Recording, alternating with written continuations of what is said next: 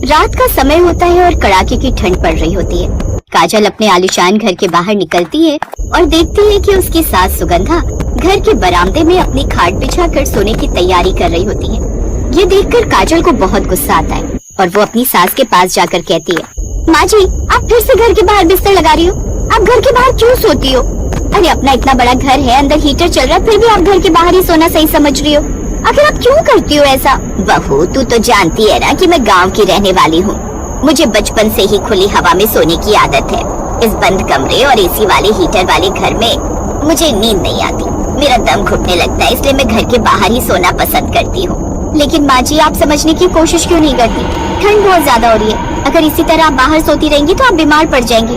और सबसे बड़ी बात यह है कि बाहर से आने जाने वाले लोग क्या सोचेंगे? लोग कहेंगे कि बहू इतनी जालिम है कि खुद अंदर चैन से सोती है और अपनी बूढ़ी सास को ठंड में बाहर सुलाती है।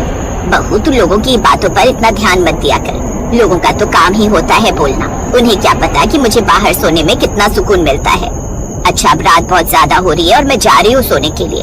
तू तो जानती है ना कि अगर मैं 11 बजे से पहले नहीं सोई तो सुबह समय से नहीं उठ पाती हूँ। मुझे सुबह उठकर पूजा पाठ भी करना होता है। इतना बोलकर सुगंधा अपनी चादर ओढ़ लेती है और सोने की कोशिश करने लगती है। काजल वहाँ खड़े होकर उसे देखती रहती है और फिर पैर पटकती हुई अंदर चली जाती है। अंदर कमरे में हीटर चल रहा होता है और बहुत गर्मी होती है। काजल बिस्तर पर लेटती है लेकिन उसे चैन नहीं आता।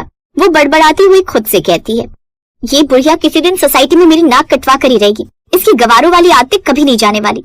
ये साफ जाहिर होता है कि 10 लोगों के आगे मुझे जलील करने में कोई कसर नहीं छोड़ने वाली।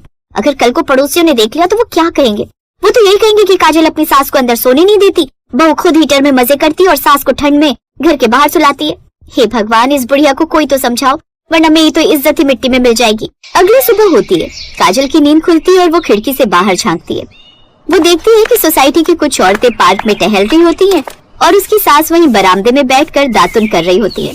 काजल को ये देखकर फिर से चिढ़ होने लगती है। वो जल्दी से तैयार होकर बाहर आती है। माँ जी, आप कम से कम सुबह सुबह तो अंदर आ जाया करो। देखिए सामने वाली खन्ना आंटी कैसे देख रही हैं। अरे देखने दे बहू, ताजी हवा ले रही हूँ। शहर में तो ऐसी सांस लेना मुश्किल है, सुबह सुबह थोड़ा अच्छा लगता है। काजल बिना कुछ कहे अंदर चली जाती है। उस दिन दोपहर में काजल की कुछ सहेलियां उसके घर किटी पार्टी के लिए आती। सब सहेलियां ड्राइंग रूम में बैठकर बातें कर रही होती है और तभी सुगंधा वहाँ आती है। उसके कपड़े साधारण होते हैं और उसके हाथ में एक लोटा होता है। अरे काजल, ये तुम्हारी सास है क्या? नमस्ते माता जी। नमस्ते बेटी, खुश रहो। बहू, मैं जरा मंदिर जा रही हूँ, आते समय थोड़ा गुड़ ले आऊंगी। सुना है सर्दियों में गुड़ खाना अच्छा होता है। जी माँ जी, आप जाइए। जब सुगंधा चली जाती है तो उसकी सहेलियां आपस में कानाफूसी करने लगती हैं। काजल, कल रात को मैं अपनी बालकनी से देख रही थी, तुम्हारी सास घर के बाहर सो रही थी क्या? यार इतनी ठंड थी, लोग बातें बना रहे थे कि तुमने उन्हें घर से निकाल दिया है। तुम दोनों के बीच में कोई बात हुई थी क्या जो तुमने अपनी सास को घर से बाहर निकाल दिया था? अरे नहीं नहीं, ये तुम कैसी बातें कर रही हो? भला मैं अपनी सास को घर के बाहर क्यों निकालूंगी? अगर ऐसी बात नहीं है काजल, तो तुम अपनी सास को बाहर क्यों सुला रही थी? देखो, बुरा मत मानना, लेकिन सच बात तो ये कि तुम खुद हीटर में सोती हो, लेकिन अपनी सास को तुम ठंड में घर के बाहर सुला रही हो। ये देखकर साफ जाहिर होता है कि तुम दोनों के बीच में कुछ तो खिचड़ी पकी है, जिस कारण तुम्हारी सास घर में नहीं सो रही। अरे यार, ऐसा कुछ नहीं है। वो दरअसल माँ जी को बाहर की हवा बहुत पसंद है। मैंने बहुत समझाया पर वो मानती नहीं। यार काजल, आजकल लोग सच नहीं देखते, बस जो दिखता है उस पर यकीन कर लेते हैं। तुझे थोड़ा ध्यान रखना चाहिए, वरना तेरी इमेज खराब हो जाएगी। और तुझे अपनी सास का भी ख्याल रखना चाहिए, क्योंकि वो बुजुर्ग हो चुकी है। इस तरह बाहर ठंड में उन्हें सुलाना ठीक नहीं। बाकी घर की बात क्या है वो तो तुम लोगों को ही पता है। अपनी सहेलियों की बात सुनकर काजल कुछ नहीं बोलती और चुपचाप उनकी हाँ में भरती है। सहेलियों के जाने के बाद काजल का पारा चढ़ जाता है। वो फैसला करती है कि आज वो अपनी सास को अंदर सुलाकर ही दम लेगी। रात को जब सुगंधा फिर से अपना बिस्तर बाहर लगाने लगती है तो काजल वहाँ पहुँच जाती है और उनका हाथ पकड़ लेती है। आज तो हद हो गई माँ जी, आज आप अंदर ही सोएंगी। मैंने आपके कमरे में हीटर चला दिया और नया गद्दा भी डलवा दिया। अब आप बाहर नहीं सो सकती। बहू जिद मत कर, मुझे उस हीटर की गर्माहट से सिर दर्द होने लगता है। अरे मुझे कोई दिक्कत नहीं है घर के बाहर सोने में। तू जा, रोहित के साथ आराम से घर में सो जा। मुझे कुछ नहीं सुनना। आज अगर आप बाहर सोई तो मैं भी यहीं आपके बगल में जमीन पर सो जाऊंगी, फिर देखते हैं आपको नींद कैसे आती है। सास अपनी बहू की ये जिद देखकर हार मान लेती है और चुपचाप अंदर अपने कमरे में चली जाती है, जहाँ काजल सुकून की सांस लेती है और खुद भी अपने कमरे में जाकर सो जाती है। लेकिन आधी रात को सुगंधा का दम घुटने लगता है। उसे हीटर की हवा में सांस लेने में दिक्कत होने लगती है। वो उठकर हीटर बंद कर देती है और खिड़की खोलने की कोशिश करती है, लेकिन खिड़की जाम होती है। वो घबराकर कमरे से बाहर आती है और चुपके से अपना बिस्तर उठाकर फिर से बरामदे में चली जाती है। अगली सुबह जब काजल उठती है और अपनी सास के कमरे में जाती है तो वो देखती है कि बिस्तर खाली है। वो समझ जाती है कि उसकी सास फिर से बाहर चली गई है। वो गुस्से में बाहर निकलती है, लेकिन वहाँ का नजारा देखकर उसके होश उड़ जाते हैं। बरामदे में सुगंधा के बिस्तर के पास सोसाइटी के कुछ लोग जमा होते हैं। काजल को लगता है कि उसकी बदनामी हो गई है। वो भागते हुए वहाँ आती है। क्या हुआ, आप सब यहाँ क्यों खड़े हैं? माँ जी, आप फिर से यहाँ आ गई? अरे काजल बेटा, तुम गलत समझ रही हो। हम तो सुगंधा जी की तारीफ कर रहे थे। आज सुबह जब हम टहल रहे थे तो हमने देखा कि सुगंधा जी ने यहाँ बाहर सोते हुए एक चोर को पकड़ा है, जो पड़ोस वाली गाड़ी का शीशा तोड़ने की कोशिश कर रहा था। अगर ये बाहर ना होती तो आज बहुत बड़ी चोरी हो जाती। काजल ये सुनकर हैरान रह जाती है। बहू, मैंने तेरी बात मानकर अंदर सोने की सोची और मैंने बहुत कोशिश भी करी थी, पर सच कहूँ तो मुझे नींद नहीं आ रही थी। फिर मुझे बाहर कुछ खड़खड़ की आवाज आई तो मैं बाहर आ गई। मैंने देखा कि कोई गलत काम कर रहा है तो मैंने शोर मचा दिया और सोसाइटी के गार्ड को बुला लिया।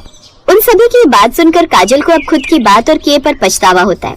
वो सब कुछ याद करने लगती है जो उसने अपनी सास को कहा था, क्योंकि काजल भी लोगों का सोचकर ही अपनी सास को घर के बाहर नहीं सोने दे रही थी। जिसके बाद काजल हाथ जोड़कर अपनी सास से माफी मांगती है और कहती है, माँ जी, मुझे माफ कर दीजिए। मैं सिर्फ लोगों की बातों के डर से आपको अंदर रहने के लिए मजबूर कर रही थी। मुझे लगा था कि आप मेरी नाक कटवा देंगी, लेकिन आपने तो आज पूरे मोहल्ले में मेरा सिर ऊंचा कर दिया। अरे बहू, माफी मत मांग। तू मेरी फिक्र करती है, ये मेरे लिए बहुत है। पर देख, मैं गांव की हूँ, मुझे खुली हवा और तारों की छांव भी अच्छी लगती है। ठीक है माँ जी, अब से आप जहाँ चाहे वहाँ सो सकती हैं। मैं आपकी पसंद के बीच में कभी नहीं आऊंगी, बल्कि मैं तो कहती हूँ कि मैं भी कभी कभी आपके पास बाहर आकर बैठूंगी और आपकी गांव की कहानियां सुनूंगी। सुगंधा अपनी बहू की बात सुनकर खुश हो जाती है। अब काजल को लोगों की बातों का कोई डर नहीं रहता है। वो समझ जाती है कि असली इज्जत लोगों के कहने से नहीं, बल्कि घर में आपसी समझ और प्यार से आती है। किशन नाम का एक गरीब मजदूर अपनी पत्नी और बच्चों के साथ एक कच्चे घर में रहता था। उसका घर पुरानी लकड़ी और टाट से बना हुआ था, जो सर्दी और बारिश से बचने के लिए पर्याप्त नहीं था। किशन दिन रात मेहनत और मजदूरी करता, लेकिन वो इतने पैसे नहीं कमा पा रहा था जिससे वो अपने परिवार के लिए एक पक्का घर बना सके। इस बार भी कड़ाके की सर्दी थी। एक रात सर्दी के साथ बहुत ज्यादा बारिश आनी शुरू हो गई। सर्दी, बारिश और तूफान एक साथ उस रात अपना कहर बरसा रहे थे। माँ, मुझे बहुत ठंड लग रही है। मेरा स्वेटर बिल्कुल गीला हो गया। माँ, मुझे भी बहुत ठंड लग रही है। सारे कपड़े बारिश के पानी से गीले हो रहे हैं। सुनो जी, घर की छत पर एक टाट की चादर और बिछा दो। बारिश का सारा पानी हमारे ऊपर गिर रहा है। बच्चों को भी बहुत ठंड लग रही है। ये कंबल पूरी तरह से भीग चुका है। सरला, तेज हवा और बारिश में टाट नहीं टिकेगा। मैंने ईंटें भी टिका कर देख ली हैं। हे भगवान, ठंड तो बढ़ती जा रही है। मैं थोड़ी आग जला देता हूँ। किशन आग जला देता है। सरला पूरी रात बच्चों को बाहों में समेटे बैठी रही। अगले दिन जब किशन उठकर बाहर आया तो उसकी आंखें खुली की खुली रह गई। उसके घर का एक हिस्सा पूरी तरह से ढह चुका था। आंधी और बारिश ने कच्चे घर को पूरी तरह से नष्ट कर दिया था। वो बेबस होकर खड़ा रहा। उसकी आंखों में आंसू थे। हे भगवान, अब मेरे परिवार का क्या होगा? मैं अपने परिवार को लेकर कहाँ जाऊँगा? सुनो जी, हमारे पास तो अब रहने की कोई जगह नहीं। ठंड से कांपते हुए ये रात तो निकल गई, पर आने वाली अगली कई रातें हम कैसे गुजारेंगे? किशन के पास कोई रास्ता नहीं था। परिवार के नाम पर रामपुर में उसका कोई नहीं था। अगले कई दिनों तक किशन सड़कों पर ही दिन गुजारता रहा। एक दिन किशन को एक गोदाम में कंटेनर में सामान भरने की नौकरी मिल गई, जिससे किशन को रोजाना के पैसे मिलने लगे। एक शाम जब किशन कंटेनर में सामान ढोने के बाद छुट्टी के समय जाने लगा, तब उसके मालिक ने उससे कहा, किशन, वो पुराना कंटेनर अब काम का नहीं है, बेकार हो चुका है। इसमें जंग लग गया है। इसे किसी कबाड़ी वाले को बेच दो। किशन ने उस कंटेनर को ध्यान से देखा तो उसके मन में एक विचार आया। अगर ये कंटेनर मैं रख लूं और इस कंटेनर का घर बना लूं तो परिवार को रहने की जगह मिल जाएगी। मालिक से बात करता हूँ। क्या हुआ किशन, किस सोच में डूब गए? मालिक, क्या आप इस कंटेनर को मुझे दे सकते हैं? मेरे घर परिवार के काम आ जाएगा। क्या करेगा तू इसका? मालिक, मैंने आपको बताया था ना, बारिश और तूफान में मेरा घर जो है टूट गया। सोच रहा हूँ सर्दी के दिन है, जब तक कोई रहने की जगह नहीं मिलती तब तक इस कंटेनर में ही एक घर बना लूंगा। कम से कम ठंड में कंटेनर घर तो होगा, तो हमें रहने के लिए छत मिल जाएगी। ये बात है। तो फिर तो मैं तुझे मना नहीं करूँगा। ठीक है, ये तो ले जा। पर क्या तू इस कंटेनर में रहने के लिए घर बना पाएगा? कोशिश करूँगा मालिक। ठंड से बचने के लिए कुछ तो करना ही पड़ेगा ना। धन्यवाद मालिक। किशन बहुत खुश था, क्योंकि उसे अब रहने के लिए इधर उधर सड़कों पर भटकना नहीं था। उसने मन ही मन ठान लिया था कि वो कंटेनर से घर बनाकर ही रहेगा। और फिर किशन ने सड़क के किनारे खाली मैदान में कंटेनर को रखवा दिया। ये तो बहुत गंदा है, पहले इसे साफ करना पड़ेगा। लाओ, मैं इसे धोने में तुम्हारी मदद कर देती हूँ। हाँ चलो, पहले इसे साफ ही कर लेते हैं। मैं जंग को थोड़ा रगड़ देता हूँ और जहाँ से थोड़ा टूटा हुआ है ठोक कर ठीक भी कर देता हूँ। बापू, हम भी घर बनाने में आपकी मदद करेंगे। हाँ बापू, अब सड़क पर बहुत ठंड लगती है, हम इस नए घर में रहेंगे बापू, हमें अब ठंड नहीं लगेगी ना? नहीं, बिल्कुल भी ठंड नहीं लगेगी बेटा। मैं इस कंटेनर घर को ठंड के हिसाब से ही तैयार करवाऊंगा। हवा का नामो निशान भी नहीं आएगा इस घर के अंदर। हाँ, मैं इसे हर तरफ से ढक दूंगा। हाँ। किशन ने कंटेनर को साफ किया, लोहे की जंग को रगड़कर हटाया। उसने पेंट का एक डिब्बा लिया और पूरे कंटेनर को पेंट कर दिया और एक कबाड़ी वाले से कुछ बेकार लकड़ी के टुकड़े खरीद लिए और उन्हीं से उसने कटिंग करके लकड़ी के दरवाजे और खिड़की बना दी। छत बनाने के लिए पुराने टिन और प्लास्टिक की शीट्स का इस्तेमाल किया ताकि बारिश का पानी अंदर ना सके। पुरानी बोरी, कपड़ों और टाट को दीवारों के अंदर फिट कर दिया ताकि ठंडी हवा ना सके। किशन अभी घर बना ही रहा था कि तभी उसे पता चला कि पड़ोस के मंदिर में एक सेठ कंबल बांट रहे हैं। सरला, हमें गर्म कपड़ों और कंबल की बहुत जरूरत है। चल ना, एक बार देखते हैं, शायद हमें भी कंबल मिल जाए।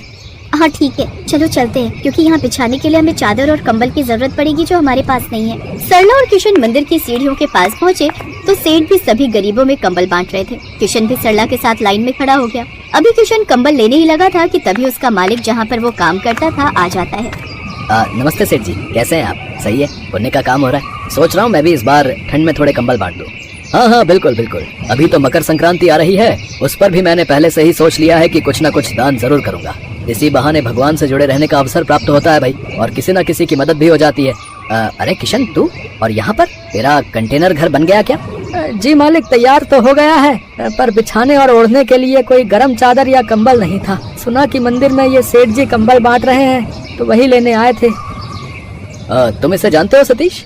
हाँ सेठ जी, मेरे गोदाम में ही नौकरी करता है। एक कंटेनर बहुत खराब था, इसने बोला कि ये उसका घर बना लेगा। इसके पास रहने को छत नहीं थी, वही इससे पूछ रहा हूँ। बहुत बढ़िया बात है, कंटेनर का घर। अगर तुम बुरा ना मानो तो क्या तुम हमें दिखा सकते हो किशन? जी सेठ जी, जरूर, वहाँ उस तरफ। सेठ और किशन का मालिक जब कंटेनर के घर को देखते हैं तो दोनों हैरान रह जाते हैं। किशन की काबिलियत की वो दोनों बहुत तारीफ करते हैं। किशन बेटा, सचमुच तुमने ये कंटेनर का घर बनाकर बहुत अद्भुत काम किया है। मेरे मन में तो एक विचार आ रहा है। सतीश, अगर तुम साथ दो तो। क्या विचार सेठ जी, बताइए, मैं तो हमेशा आपके साथ खड़ा हूँ। मैं सोच रहा हूँ क्यों ना हम एक ऐसी फैक्ट्री लगाएं जहाँ पर कंटेनर के बने घर मिले। जिन लोगों के पास रहने के लिए घर नहीं होता वो इन कंटेनर के घरों में रहकर आराम से अपनी परेशानी दूर कर सकते हैं। बस हमें और तुम्हें उस कंटेनर के घर का दाम तय करना है। और हाँ, कंटेनर के घर बनाने का सारा दिमाग हमारे किशन का होगा। किशन भी इस काम में हमारा पार्टनर बनेगा। ये तो बहुत बढ़िया विचार है सेठ जी, नेक काम में देरी कैसी। हम इस प्रोजेक्ट पर काम करना शुरू कर देते हैं। किशन के हुनर ने उसे नई दिशा दी। सेठ और उसके मालिक के साथ मिलकर उसने कंटेनर के घर बनाने का काम शुरू किया, जिसके लिए उसे अच्छी पेमेंट मिला करती थी, क्योंकि अब वो उनका पार्टनर बन गया था। किशन इन सब के लिए भगवान को धन्यवाद कहता है। किशन में एक खासियत थी, वो भले ही आज अमीर बन गया था, पर उसने बहुत से गरीबों को ठंड में कंटेनर घर मुफ्त में बांटे। और किशन ने कंटेनर घर में ही एक साथ बहुत से लोगों के रहने की सुख सुविधाएं भी देनी शुरू कर दी, क्योंकि वो जानता था कि गरीबों का दुख क्या होता है।